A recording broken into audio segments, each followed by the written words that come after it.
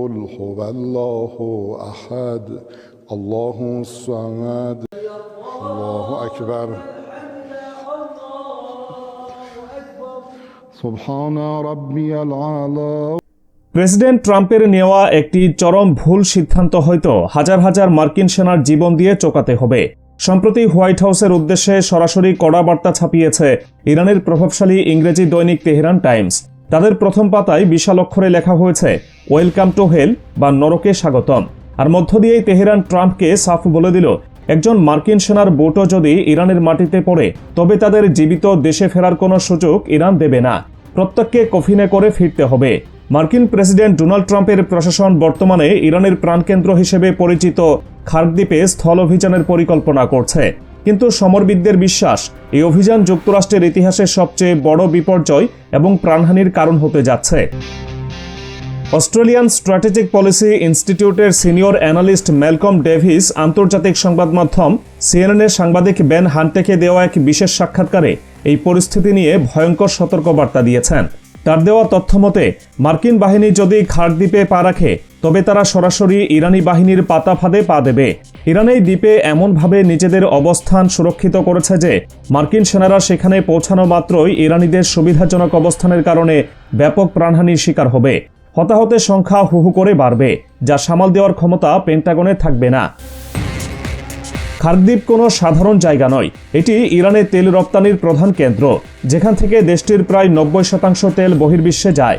গত কয়েক সপ্তাহ ধরে ইরান এই দ্বীপে নজিরবিহীন সামরিক প্রস্তুতি নিয়েছে। সেখানে অতিরিক্ত সৈন্য মোতায়েন করা হয়েছে, আকাশ প্রতিরক্ষা ব্যবস্থাকে সর্বোচ্চ সতর্কতায় রাখা হয়েছে এবং পুরো দ্বীপ জুড়ে অসংখ্য চোরাগুপ্তা ফাঁদ তৈরি করা হয়েছে। সিএনএনকে দেওয়া সাক্ষাৎকারে ম্যালকম ডেভিস বলছেন, আগামী এক সপ্তাহের মধ্যে মার্কিন বাহিনী এই স্থল অভিযান শুরু করে দিতে পারে। সংবাদ মাধ্যমে যেসব শান্তি আলোচনার কথা বলা হচ্ছে তা বর্তমান পরিস্থিতিতে একেবারেই মূল্যহীন এবং অপরিণত। একবার মার্কিন স্থলসেনারা সরাসরি যুদ্ধে জড়িয়ে পড়লে কূটনৈতিক আলোচনার সমস্ত পথ চিরতরে বন্ধ হয়ে যাবে।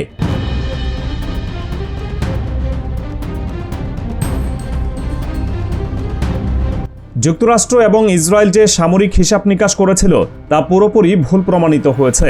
ইন্টেল নিউজ নামের একটি বিশেষায়িত গোয়েন্দা সংবাদ পোর্টালের তথ্য থেকে জানা যায়, গত 28 ফেব্রুয়ারি যুক্তরাষ্ট্র ও ইসরায়েল যৌথভাবে ইরানের কমান্ড স্ট্রাকচারের উপর বিশাল হামলা চালায়। সামরিক ভাষায় যাকে বলা হয় ডিক্যাপিটেশন স্ট্রাইক বা শীর্ষ নেতৃত্ব নির্মূল অভিযান। মাত্র কয়েক মিনিটের ব্যবধানে চালানো ওই হামলায় ইরানের সামরিক বাহিনীর শীর্ষ পর্যায়ের প্রায় 50 জন উচ্চপদস্থ কর্মকর্তা নিহত হন।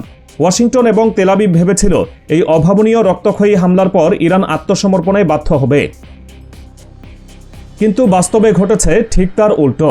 এই হামলার ফলাফল যুক্তরাষ্ট্র ও ইসরায়েলের জন্য চরম বুমেরাং হয়ে ফিরে এসেছে। হামলায় নিহত হওয়া নেতারা অনেকেই বাস্তববাদী বা সংযমের পক্ষে ছিলেন। তাদের মৃত্যুর পর ইরানের ক্ষমতার নিয়ন্ত্রণ সরাসরি চলে গেছে ইসলামিক রেভলিউশনারি গার্ড আইআরজিসি এর কট্টরপন্থীদের হাতে। ইন্টেল নিউজের রিপোর্ট বলছে, ইরানের বর্তমান সামরিক নেতৃত্বের ধরন আগের যে কোনো সময়ের চেয়ে সম্পূর্ণ আলাদা। এই নতুন প্রজন্মের নেতাদের কোনো দ্বৈত নাগরিকত্ব নেই, পাশ্চাত্যে তাদের কোনো পড়াশোনা নেই এবং বিদেশের ব্যাংকে তাদের কোনো গোপন সম্পদও নেই। সোজা কথায় তাদের হারানোর কিছু নেই। তাদের কাছে পরাজয় মানেই মৃত্যু। তাই তারা আত্মসমর্পণ করার বদলে শেষ রক্তবিন্দু দিয়ে লড়াই করার চূড়ান্ত সিদ্ধান্ত নিয়েছে। এই নতুন নেতৃত্ব ইরানকে একটি দীর্ঘমেয়াদী এবং বিধ্বংসী অপ্রতিসম যুদ্ধে বা অ্যাসিমেট্রিক ওয়ারফেয়ারে প্রবেশ করিয়েছে।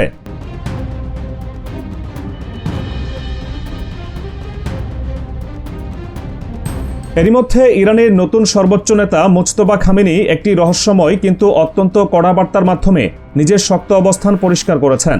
বেশ কিছুদিন ধরে মুজতবা খামেনির শারীরিক অবস্থা নিয়ে নানা ধরনের গুজব ছড়ানো হচ্ছিল। এমনকি মার্কিন প্রেসিডেন্ট ডোনাল্ড ট্রাম্পও জনসমক্ষে তার বেঁচে থাকা নিয়ে সন্দেহ প্রকাশ করেছিলেন। কিন্তু সব জল্পনা উড়িয়ে দিয়ে মুজতবা খামেনি একটি চিঠি প্রকাশ করেছেন। ইরাকের জনগণের প্রতি লেখা ওই চিঠিতে তিনি যুক্তরাষ্ট্র ও ইসরায়েলের বিরুদ্ধে লড়াইয়ের সমর্থন দেওয়ার জন্য ধন্যবাদ জানিয়েছেন। যদিও তিনি সশরীরে ক্যামেরার সামনে আসেননি, কিন্তু এই চিঠির মাধ্যমে তিনি ওয়াশিংটনকে পরিষ্কার বুঝিয়ে দিয়েছেন ইরানের নেতৃত্ব সম্পূর্ণ সুরক্ষিত এবং লড়াই থামানোর কোনো ইচ্ছা তাদের নেই।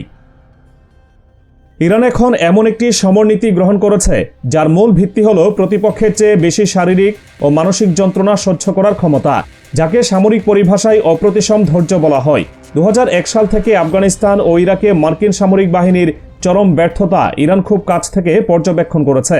তার উপর 1980-এর দশকের ইরান ইরাক যুদ্ধের ভয়াবহ অভিজ্ঞতা তাদের এই দীর্ঘস্থায়ী যুদ্ধে টিকে থাকার অসীম প্রেরণা যোগাচ্ছে। নতুন সর্বোচ্চ নেতার নির্দেশে ইরানে এখন প্রতিরোধের অর্থনীতি কার্যকর করা হয়েছে। চীন ও রাশিয়ার প্রত্যক্ষ সহায়তায় ইরান নিজেদের বিশ্ব অর্থনীতি থেকে এমনভাবে আলাদা করে নিয়েছে যে পশ্চিমা বিশ্বের কোনো অর্থনৈতিক চাপ তাদের উপর আর কাজ করছে না।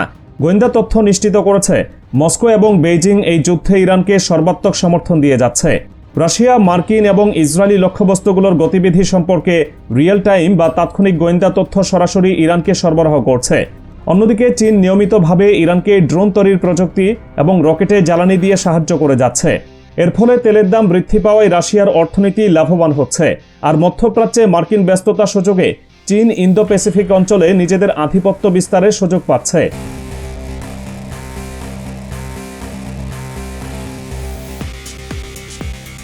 ডোনাল্ড ট্রাম্পের বর্তমান পদক্ষেপগুলো পুরো অঞ্চলকে একটি খাদের কিনারায় দাঁড় করিয়েছে। তিনি একদিকে শান্তি আলোচনার কথা বলছেন, অন্যদিকে ঠিক একই সময়ে 10,000 অতিরিক্ত সেনা পাঠানোর নির্দেশ দিয়েছেন।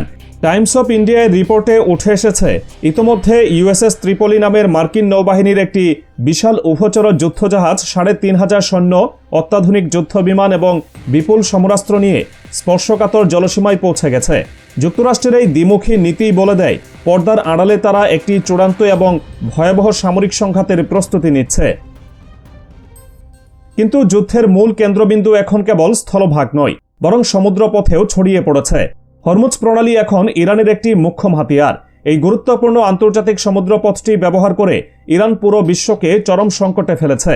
বর্তমানে এই পথ দিয়ে চলাচলকারী বাণিজ্যিক জাহাজগুলোকে ইরানের কাছে প্রায় 14 মিলিয়ন ইউয়ান বা $2 মিলিয়ন পর্যন্ত টোল নিতে হচ্ছে। বিমা কোম্পানিগুলোও ইরানের নিরাপত্তা সনদ ছাড়া কোনো জাহাজের বিমা করতে রাজি হচ্ছে না।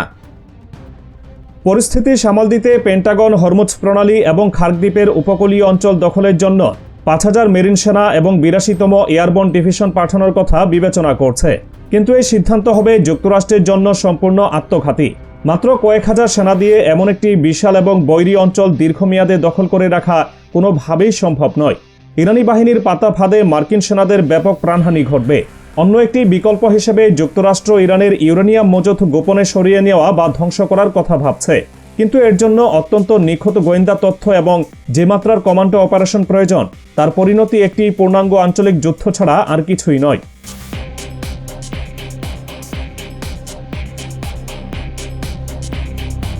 এই ভয়াবহ যুদ্ধে এখন আর শুধু ইরান একা লড়ছে না।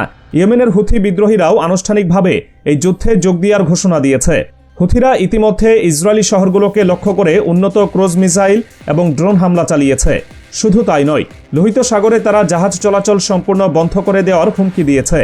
এর ফলে বিশ্ব অর্থনীতি ও জ্বালানি সরবরাহে একটি বিশাল ধস নামার শঙ্কা তৈরি হয়েছে।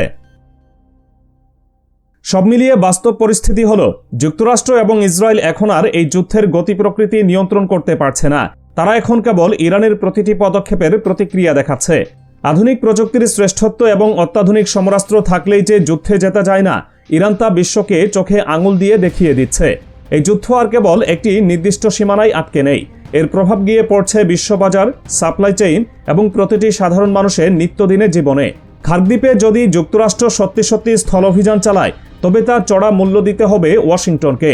রক্ত, অর্থ এবং ব্যাপক সামরিক ক্ষয়ক্ষতির মধ্য দিয়ে যুক্তরাষ্ট্র এমন এক চোরাবালিতে আটকে যাবে যেখান থেকে বের হওয়ার কোনো রাস্তা তাদের জানা নেই।